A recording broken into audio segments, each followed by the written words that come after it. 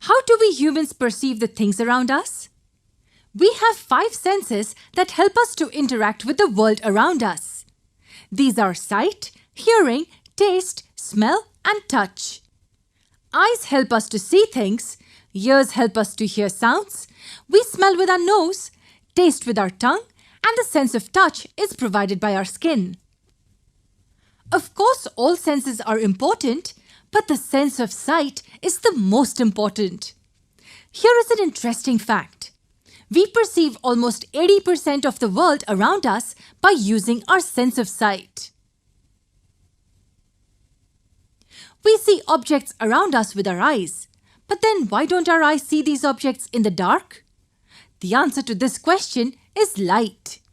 We are able to see the objects around us because of the light coming from these objects.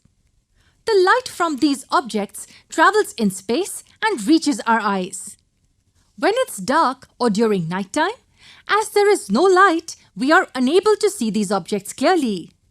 Some objects can generate their own light. For instance, the sun, the fluorescent bulbs, burning candles can generate their own light. The objects which generate their own light are called the luminous objects. Almost all of the objects that we come across cannot generate their own light. The table, a chair, wall, paper are few of such examples. Such objects are called as non-luminous objects. But I just told you that we see objects around us because of the light coming from them.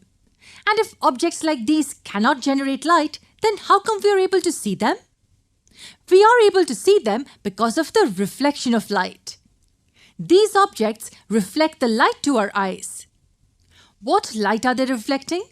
Where is the light coming from? This light is nothing but the light coming from the luminous objects.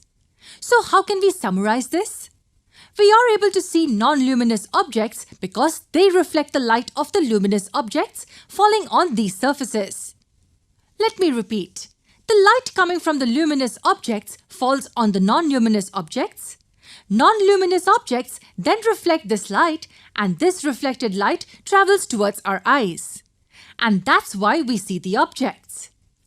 In the daytime, we are able to see blue skies, the white clouds, and the green grass because the light from the sun is getting reflected by them and traveling towards our eyes. At night, we are able to see the moon because it is reflecting the light from the sun. Note that moon is non-luminous and it cannot generate its own light. As I said earlier, most of the objects that we come across in our daily life are non-luminous. We only see them because they reflect the light. Step inside a dark room, light up a torch and point it at the distant wall. Look carefully at the path of the light coming from the torch. You will see tiny dust particles in the air. What is the reason for this? Why are you able to see these particles? You are able to see the dust particles because the light from the torch is getting reflected from their surfaces and traveling towards our eyes. We also see the same thing in a very dimly lit room where the only source of light is a small amount of sunlight coming from the window. In this video, we saw that the reflection of light plays an important role. It's because of the reflection of light that we are able to see most of the objects.